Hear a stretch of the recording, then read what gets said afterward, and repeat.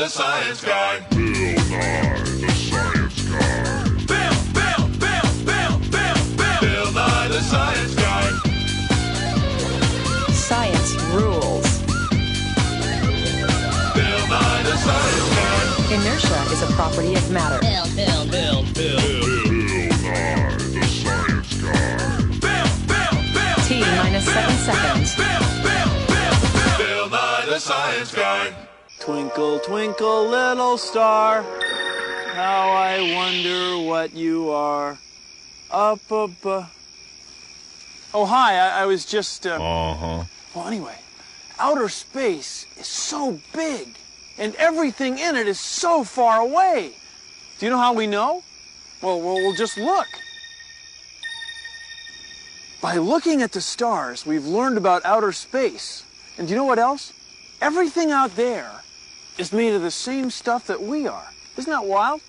So, come with me today while we explore the vast, wonderful world of outer space. Outer space is big. We have to go out, way out. Outer space, way out here. Whoa.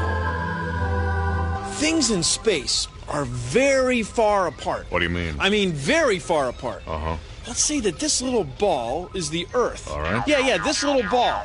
And you and I are right here at Nye Laboratories. Mm-hmm. How far away do you think the sun would be? Would it be this far away? This far away? I don't know. Maybe this far away? Maybe. Yeah. No. Watch.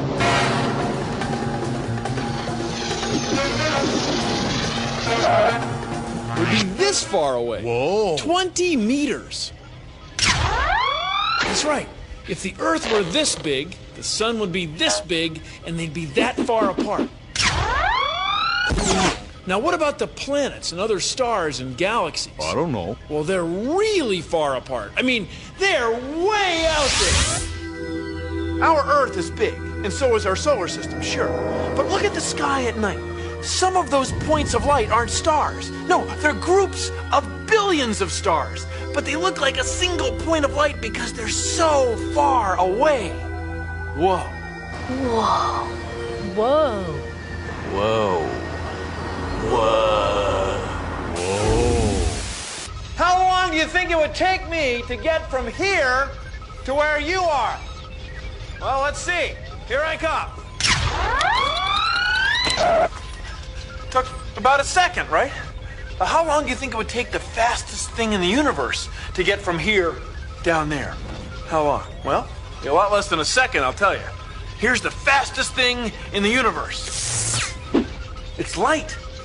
Light goes 300,000 kilometers every second.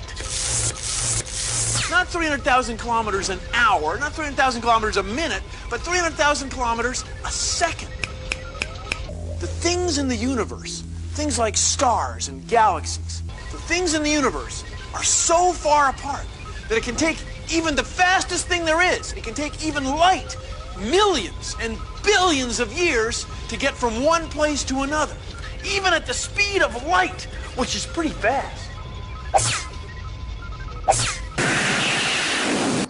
So what you're saying, Bill, is the closest star to our sun is 4.3 light years away? That's right. Now, a light year is the distance that light travels in a year. Now, light goes pretty fast, and a year is a long time. So a light year is really far. 9.5 trillion kilometers. Wow. So that means some of the stars we can see right now may not even exist anymore? That's right, that's right. Maybe a star is burned out and collapsed. Okay, well then it stops giving off light. Well, the light keeps coming here for years. So, in a way, the star doesn't burn out and collapse here until the light stops coming here. Did you know that? The Great Red Spot on Jupiter is actually a hurricane larger than the Earth. Now you know. How far is far? On Earth, far may be to the other side of this lake, or across the city, or across the country. But in space, the sun and moons and planets of our solar system are only tiny dots in the galaxy, and the galaxy is only a tiny dot in the universe. You know, you couldn't get to the nearest star that's our neighbor even if you spent your whole life traveling. But I digress. The thing to remember is, things in space are really far apart. Whoa. Oh, man. Imagining distances in space is difficult because everything is so far apart. But think of it this way. Let's say that this miniature soccer ball is the size of our sun, and it's right on the goal of a soccer field. Then this speck is Mercury. This is Venus. This tip of a ballpoint pen is our Earth, 2.5 meters from the miniature soccer ball sun. Mars, Jupiter, Saturn, 25 meters from the goal. Uranus and Neptune, 76 meters away. And Pluto's back here, almost out of the building, 100 meters away. How far do you think it is to the next star?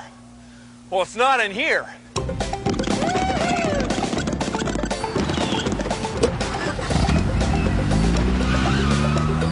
Kids, don't drive this way at home. You could leave tire marks on the living room carpet. Boy, I hope I unplugged the iron. Hope I didn't leave the stove on.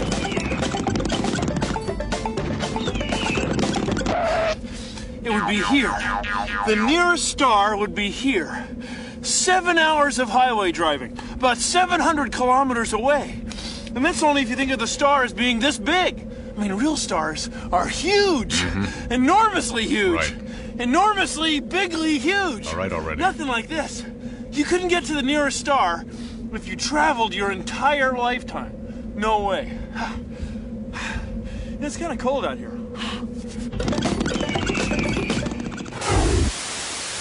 Have you ever heard of the Big Dipper?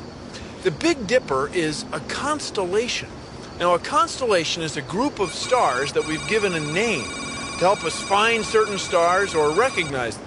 Now, ancient Greek and Roman astronomers gave all sorts of constellations names, and we still use a lot of those names today, like Orion the Hunter, Cassiopeia the Queen, and the Big Dipper.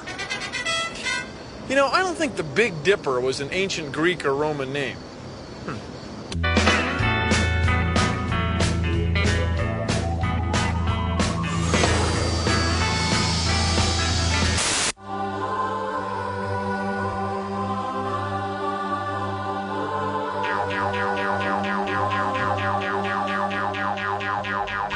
If you live in the northern hemisphere, the northern half of the Earth, like right here is Nye Laboratories, one of the easiest stars in the sky to find is the North Star. Sometimes it's called Polaris, and it's right over the North Pole. So North Star, North Pole, Polaris, you with me? Anyway, the Earth's axis, the imaginary line that the Earth spins around, seems to point right to Polaris.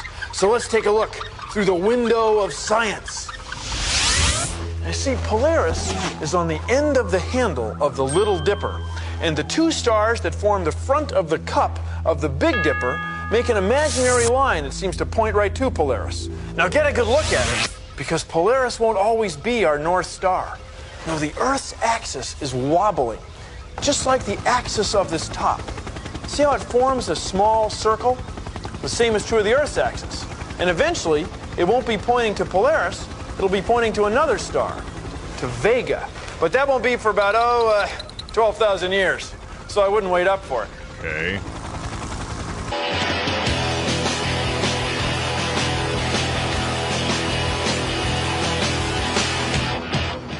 Whoa, dude.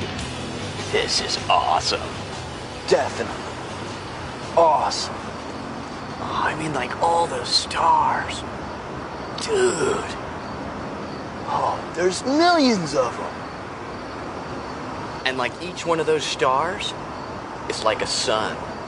Like, whoa. Dude. That means that, like, oh, there's tons of other solar systems. Well, yeah.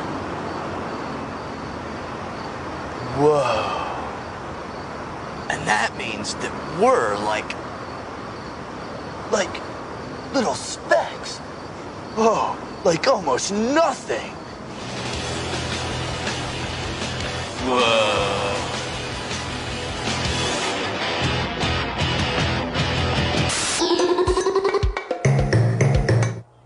People have always used their eyes to study stars and planets. Sometimes they use astrolabes. You can make one. All you need to do is cut out a piece of cardboard so it looks like this.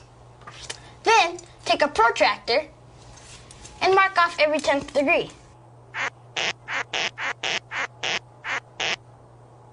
Now draw lines.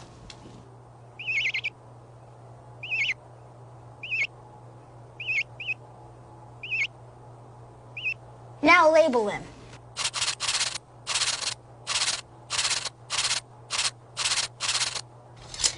Then take a straw and tape it on the side.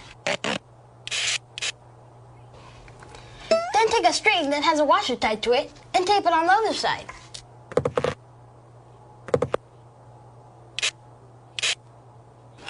There, you're set.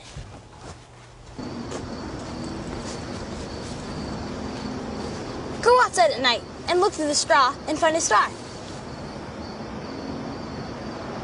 Find out where the weight hangs on the astrolabe. Come outside a couple of hours later and find the same star. You'll see that it moved. That's because the Earth is turning.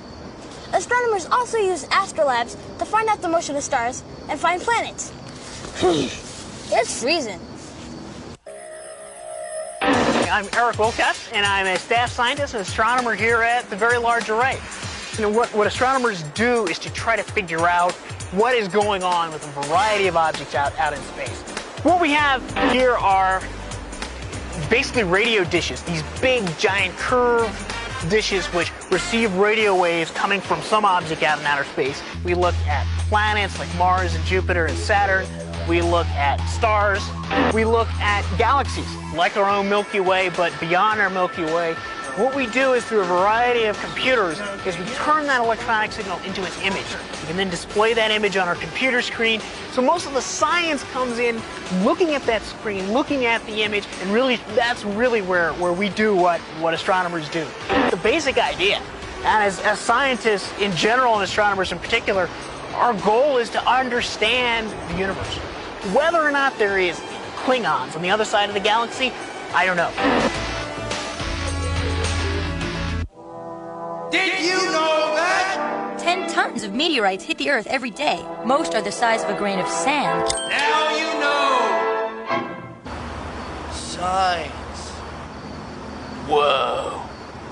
About 2,000 years ago, in the town of Alexandria, which is here, near the mouth of the Nile River, what is now Egypt, there was a guy named Eratosthenes.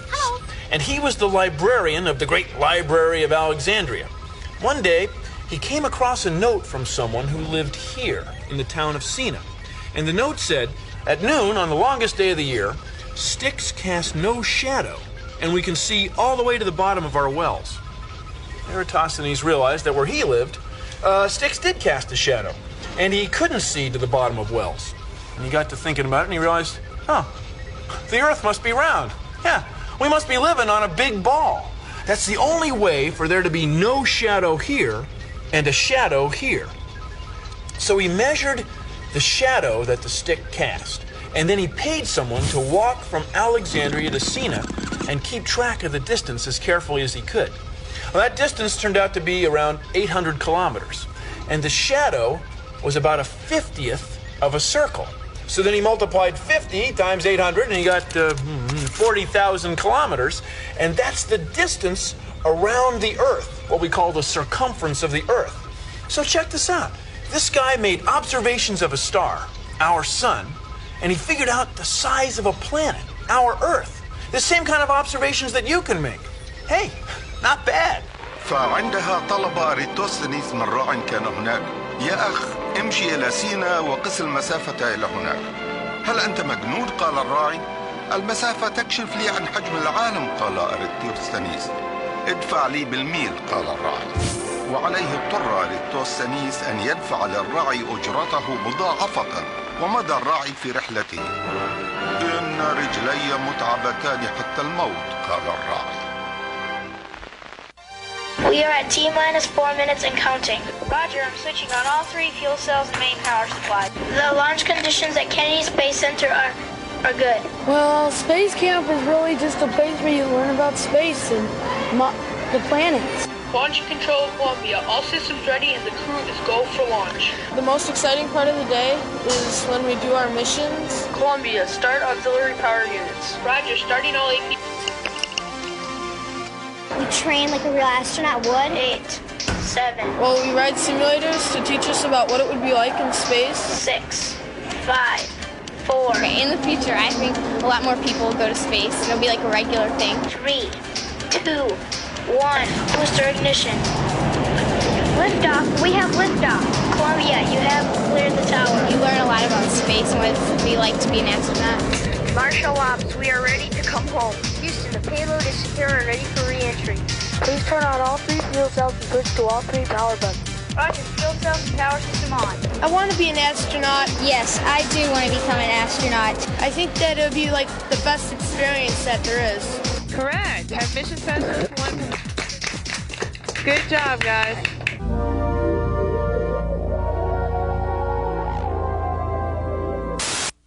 Welcome back to the Star Cook. Thank you.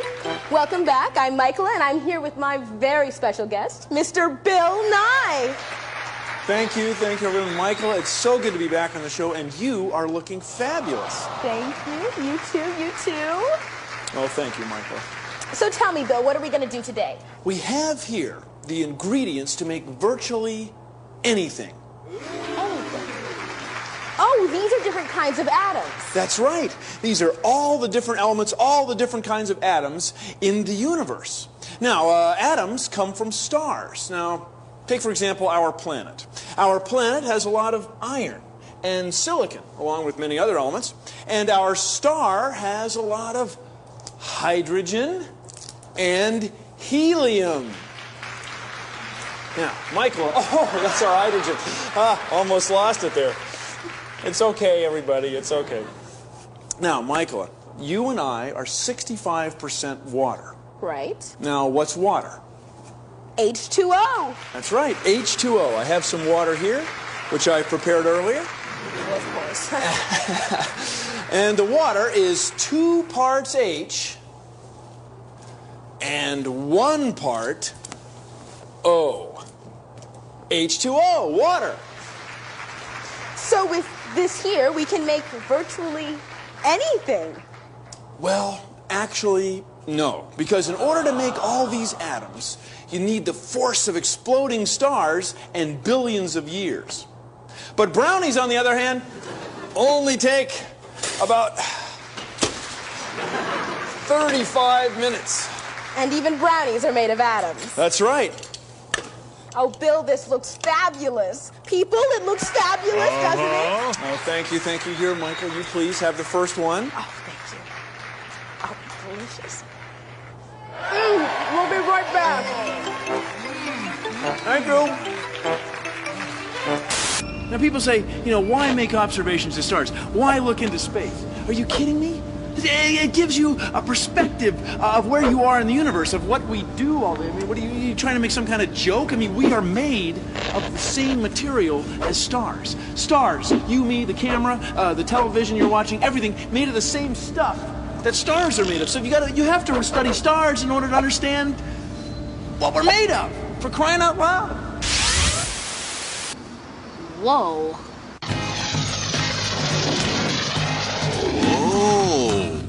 Well, when I looked up at night, well, there's so much I can tell just by being curious and observational. Well, I'm so observant, baby. Well, I'm so observant. I'm so observant of the sky. Well, we're in a solar system, and solar that means sun, and the sun is one star in a galaxy of billions and billions. Well, I'm so observant, baby. Well, I'm so observant. I'm so observant of the sky. Now its immensity's impressive, and as if that's not enough, sun's all made of the same stuff. Well, we're all made of atoms, baby. We're all made of atoms. We're all made of atoms, you and I.